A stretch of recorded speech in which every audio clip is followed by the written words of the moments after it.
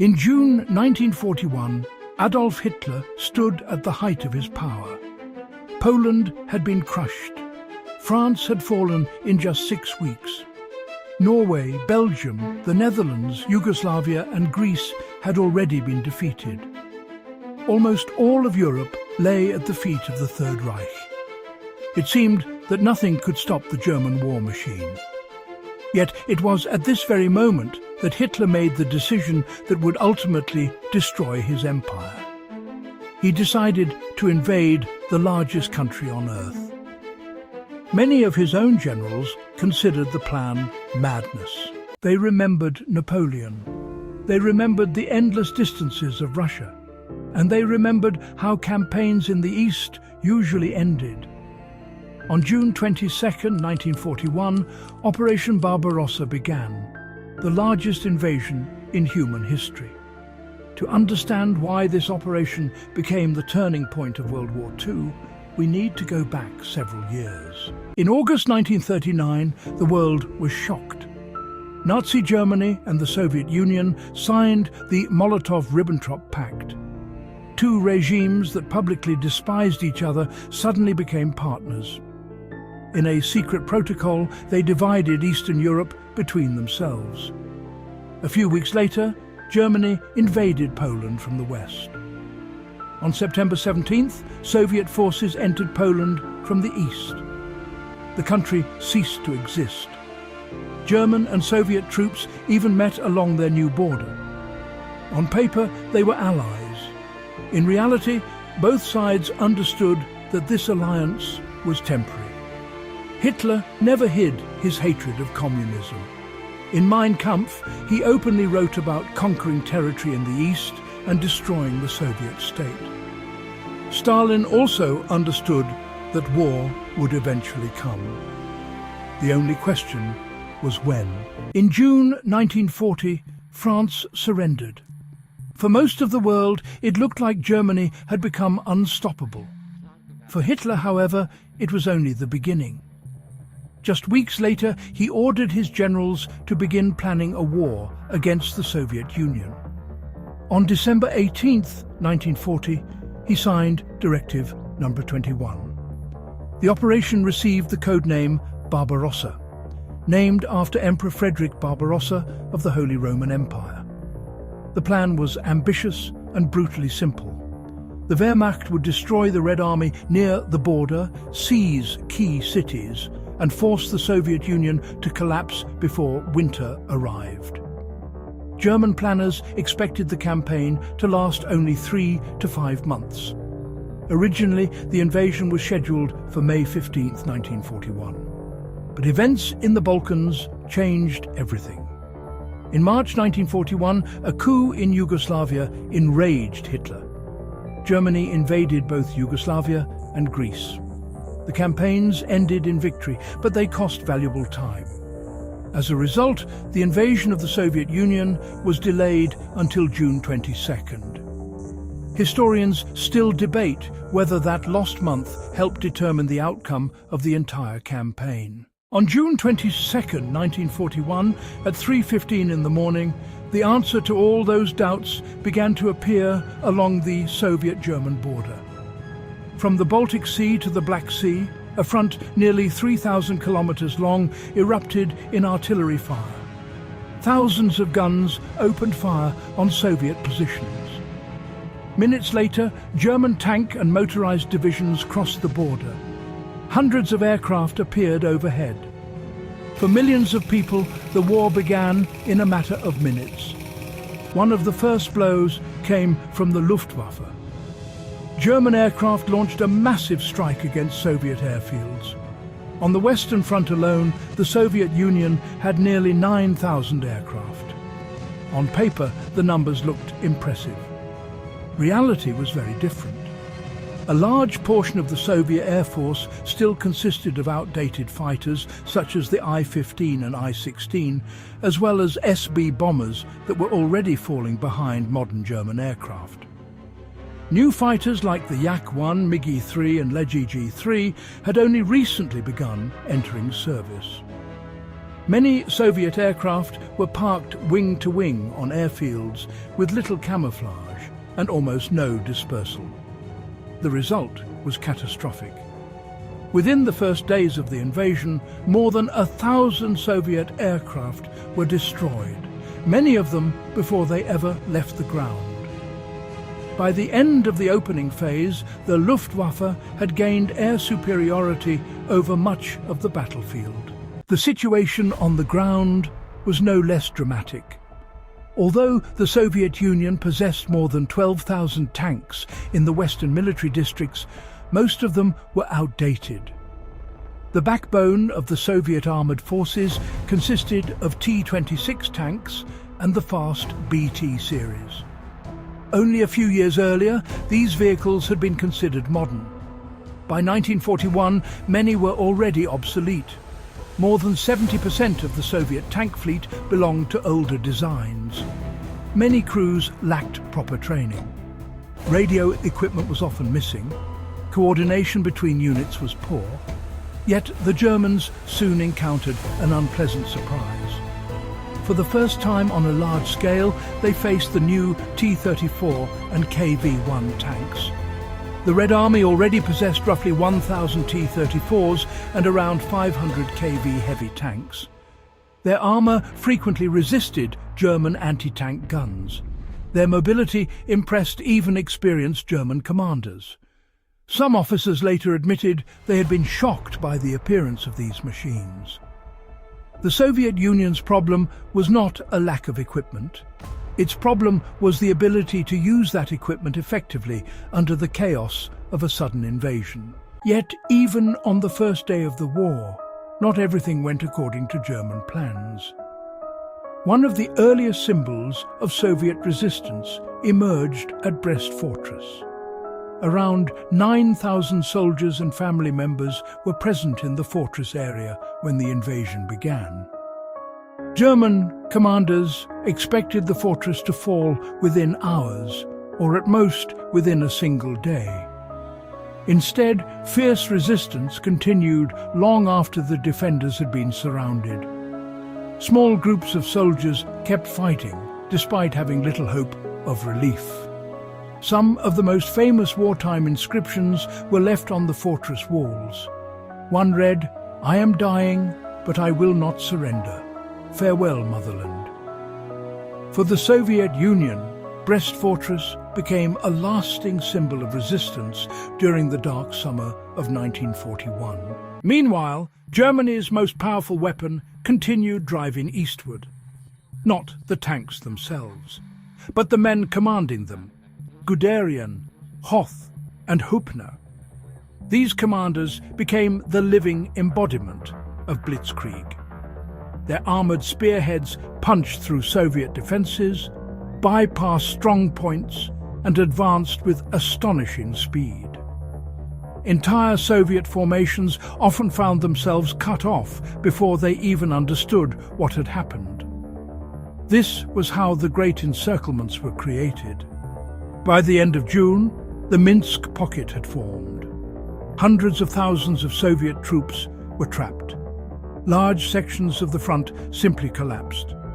Then came Smolensk, then Uman. Each new encirclement brought another disaster for the Red Army. Week by week, the map changed dramatically. To many observers around the world, it appeared that the Soviet Union was on the verge of total collapse. Even in Berlin, confidence was growing that victory was only a matter of time. Yet at that very moment, Hitler made one of the most controversial decisions of the entire war. Most of his generals wanted to continue advancing toward Moscow. Field Marshal Fedor von Bock believed the Soviet capital should remain the primary objective. Chief of the General Staff Franz Halder largely agreed, but Hitler saw things differently. He was increasingly focused on Ukraine, its resources, and the destruction of Soviet forces in the south. In August 1941, he ordered part of Army Group Center to turn south. Guderian's powerful tank group left the Moscow axis and drove toward Kyiv. The consequences were enormous. A massive encirclement gradually closed around Soviet forces. According to German estimates, more than 600,000 Soviet troops were trapped in the Kyiv Pocket. At the time, it was the largest encirclement in military history. For Germany, it was one of the greatest victories of the war. For the Soviet Union, it was one of the worst disasters in its history. But the victory came at a price. The advance toward Moscow was delayed by several critical weeks. Those weeks would prove invaluable. Around the Soviet capital, new defensive lines were built. Reserve formations were assembled. Fresh divisions were moved toward the front. No one yet realized that these lost weeks might become some of the most expensive weeks in the history of the Third Reich. Meanwhile, in Moscow, the search for scapegoats had already begun. One of the most famous victims was General Dmitry Pavlov, commander of the Western Front. He was blamed for the catastrophic collapse in Belarus. On July 22, 1941, Pavlov was executed. Alongside him, several senior officers were also arrested and shot. The executions were meant to show that those responsible had been punished, but they did nothing to solve the deeper problems facing the Soviet military. While German armies pushed deeper into Soviet territory, the Soviet leadership began one of the greatest industrial evacuations in human history. Thousands of trains headed east. Factories were dismantled piece by piece.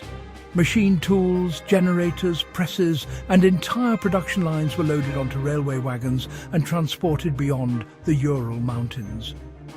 Industrial facilities were relocated to Siberia, Kazakhstan, and other remote regions far from the front lines. In total, more than 1,500 major factories were evacuated. Millions of civilians moved east alongside them. Germany was capturing territory, but Soviet industry was slipping out of its grasp. Meanwhile, conditions at the front were beginning to change. In the autumn of 1941, the German army encountered one of its oldest enemies, not the Red Army. Distance, weather, and time. Heavy rains turned roads into rivers of mud. The infamous Russian Rasputitsa had arrived. Tanks became trapped. Supply trucks sank into the mud. Artillery often had to be pulled forward by hand. Fuel deliveries slowed. Ammunition shipments were delayed. Every kilometre became harder to conquer than the last. Every day of delay worked in Moscow's favour. Yet, despite all these difficulties, Hitler was not prepared to abandon his objective. On September 30th, 1941, Germany launched Operation Typhoon, the final great offensive aimed at Moscow. For many German commanders, this would decide the war. Capturing the Soviet capital, they believed, could deal a devastating blow to the Soviet war effort. The opening phase appeared spectacularly successful. Huge Soviet forces were encircled near Vyazma and Bryansk. Hundreds of thousands of Soviet soldiers were trapped. Once again, German victory seemed close. Some forward units advanced to within roughly 100 kilometers of Moscow. German officers began speaking openly about the end of the campaign. Many believed the final victory was only weeks away. But events far from the battlefield were about to change everything. In Tokyo, Soviet intelligence officer Richard Sorge was sending crucial information back to Moscow. His reports indicated that Japan was preparing to move south against Western colonies rather than attack the Soviet Union in the near future. For Stalin, this information was priceless. Until then, large Soviet forces had remained in the Far East to guard against a possible Japanese invasion. Now, those troops could finally be moved west. Fresh divisions began arriving from Siberia and the Far East. These units were well equipped, well trained, and at full strength. They arrived just as the defense of Moscow reached its most critical moment. At the same time, the Soviet capital was transforming into a fortress. Defensive lines stretched across the approaches to the city. Thousands of civilians dug anti-tank ditches. Barricades appeared in the streets. Factories worked day and night. The fate of the Soviet Union seemed to hang in the balance. Then winter arrived. One of the most common myths about Operation Barbarossa is that Germany was defeated simply by the cold. The reality was far more complex. The Wehrmacht's problems had begun long before the first snow fell. Supply lines were overstretched. Vehicles were wearing out faster than they could be repaired. The Red Army continued receiving fresh reinforcements. Soviet factories beyond the Urals were preparing to restore lost production. But winter delivered the final blow to an already strained campaign. Temperatures in some areas fell below -30°C. Lubricants froze. Engines refused to start. Weapons malfunctioned. Thousands of soldiers suffered from frostbite. The situation became even worse because many German units lacked proper winter equipment. Berlin had never expected the war to last this long. The campaign was supposed to be over before winter began. On December 5th, 1941, the Red Army launched its great counter-offensive before Moscow. For many observers, the shock was immense. For the first time since the beginning of the Second World War, the Wehrmacht suffered a major strategic setback and was forced onto the defensive across significant sections of the front. The myth of German invincibility began to crack. It was here, outside Moscow, that Operation Barbarossa effectively failed. Hitler had underestimated the Soviet Union. He had underestimated its manpower, its industry, its ability to absorb losses, its vast distances, and most of all, its capacity to keep fighting. The campaign that was supposed to last a few months had become a war of attrition.